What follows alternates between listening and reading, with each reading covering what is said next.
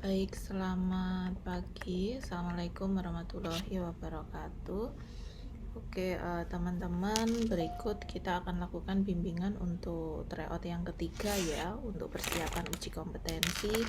Semoga nanti teman-teman bisa lancar dalam mengerjakan soal-soal UKOM. Oke, sebentar.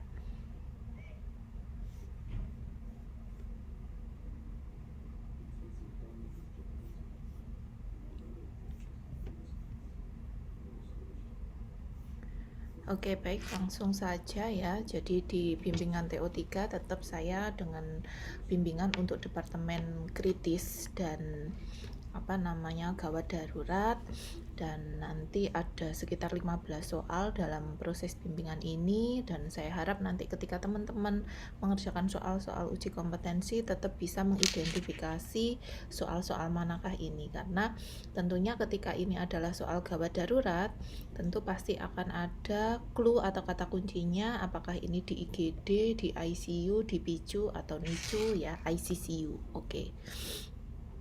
Soal nomor 1, ini seorang perempuan berusia 30 tahun, dia dibawa kendaraan polisi ke IGD dengan riwayat 10 menit yang lalu kecelakaan ya, dengan kecepatan tinggi. Dari pemeriksaan ada tekanan darah 140/85, nadinya 98, lalu nafasnya 25 kali per menit dan suhu 36 serta GCS 222. Yang ditanyakan adalah apa tindakan utama pada kasus tersebut? Oke, jawabannya adalah A, pemasangan OPA. Indikasinya atau kata kuncinya di mana? GCS-nya 222, totalnya 6, sehingga ketika 222 ini total 6 berarti dia memang perlu dilakukan pembebasan jalan nafas ya. GCS kurang dari 8 itu perlu tindakan pembebasan jalan nafas, yaitu pemasangan OPA atau MAYU. Berikutnya nomor 2, usia laki-laki usia 59 tahun. Dia dibawa ke IGD, penurunan kesadaran, punya riwayat PJK, penyakit jantung koroner sejak 5 tahun yang lalu.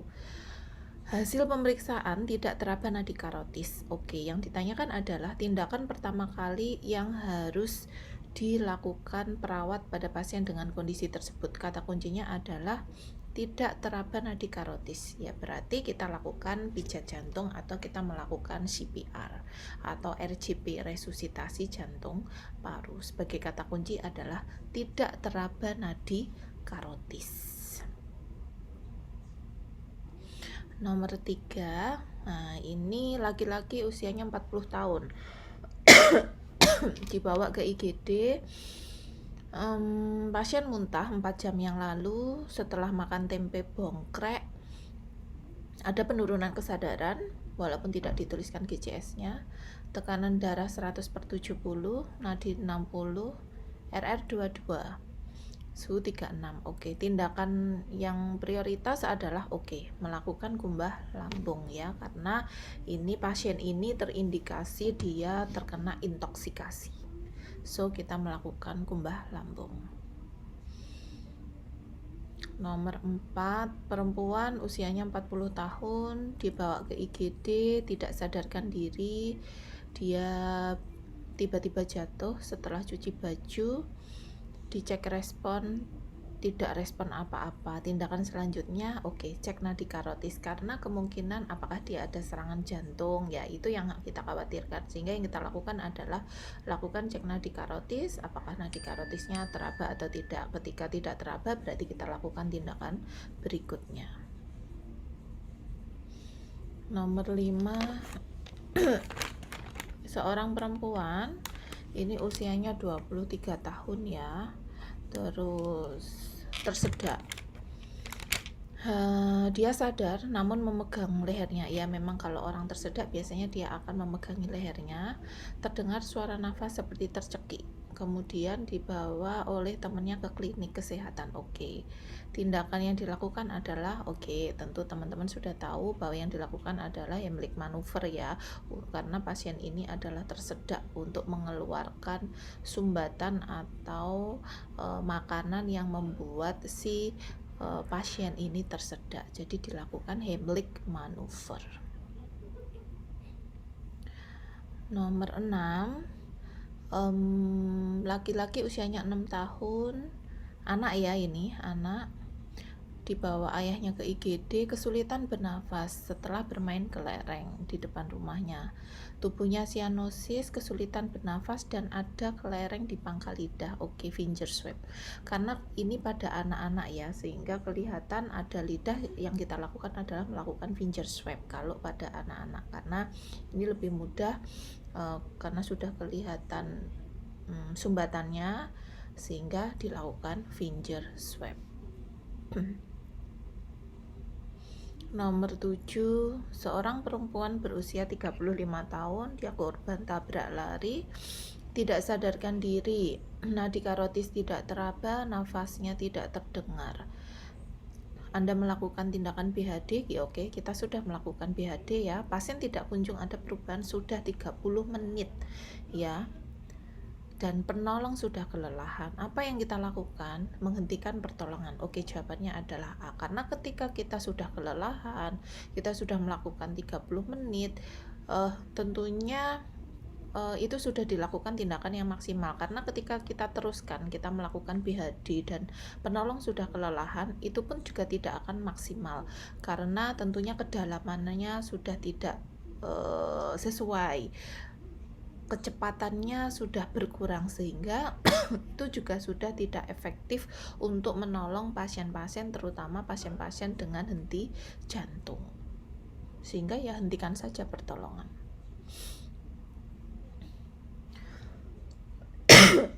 Nomor 8, perempuan usianya 56 tahun, dibawa keluarganya ke IGD dengan keluhan batuk berdahak sudah 3 minggu, disertai sesak nafas. Hasil observasi terdapat tarikan dinding dada, pemeriksaan TTV-nya 120/80, suhunya 38,5, nafas 34. Oke, ini problemnya pada breathing, sehingga yang kita lakukan adalah pemberian oksigen. Jawabannya adalah B. Nomor 9, laki-laki 30 tahun, keluhannya tidak sadarkan diri, tekanan darah 180/110, nadi 95, RR 30, ada gargling ya, ini sumbatan jalan nafas karena cairan. Kalau gargling berarti problemnya pada RW. Gula darah sewaktunya 300, terpasang NaCl, oksigen kanul 3 liter per menit. Apa yang dilakukan? Oke, karena ini problemnya pada RW, berarti untuk mengatasi garglingnya adalah lakukan suction.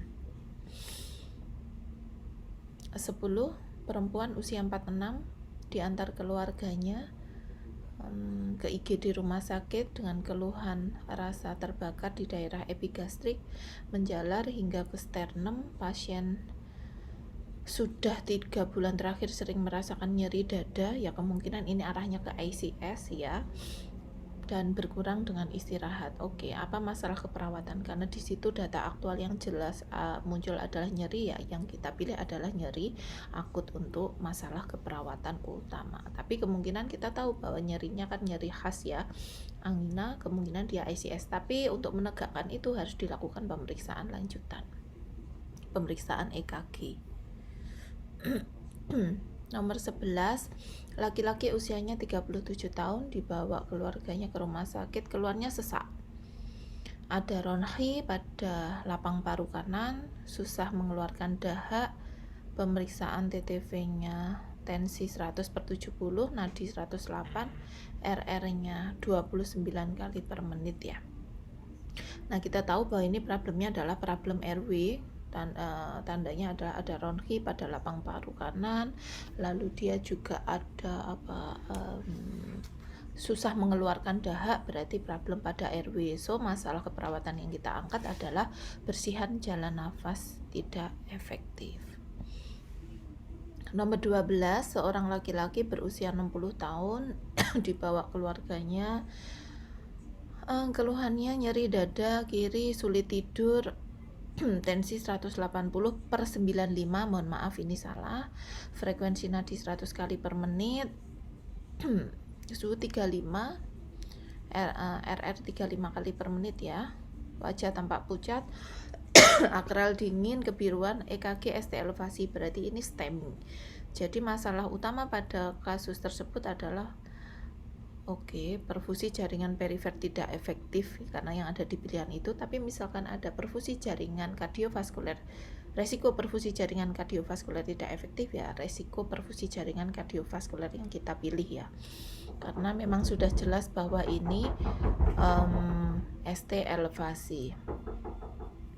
Terus selanjutnya nomor 13, laki-laki berusia 45 tahun datang ke IGD dengan keluhan nyeri dada skalanya 8 ya, dan menjalar ke lengan kiri, tembus ke punggung sejak 30 menit yang lalu, keringat dingin, mual, nafsu makan menurun, pusing, tekanan darah 120/80, nadinya 120 kali per menit.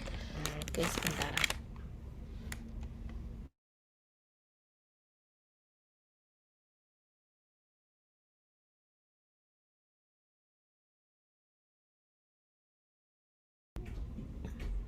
Frekuensi nafasnya 26 kali per menit, SPO 96, EKG-nya ada ST depresi ya, berarti karena di sini problem utamanya adalah nyeri dengan skala 8 ya, kita angkat adalah nyeri akut. 14, laki-laki usia 60 tahun, dia ke IGD, keluarnya sesak, gelisah, lemah, kakinya bengkak, nggak mau makan, tensi 90/80, nadi 110 kali per menit, RR 28, SPO2 nya 96. Problemnya adalah curah jantung karena di sini kita lihat ada tekanan darahnya 90/80 ya. Ya, sebentar. Sebentar. Sorry. Di sini jawabannya adalah D, kelebihan volume cairan, karena di sini dia sesaknya ini kemungkinan bisa karena kakinya bengkak ya, karena kemungkinan entah itu dia karena nggak ada diagnosa medisnya ya, kemungkinan dia ada penumpukan cairan di paru, kakinya bengkak, terus dia ada asites juga sehingga dia gelisah, keluarnya sesak. Jadi yang untuk nomor 14, mohon maaf, jawabannya adalah D, kelebihan volume cairan.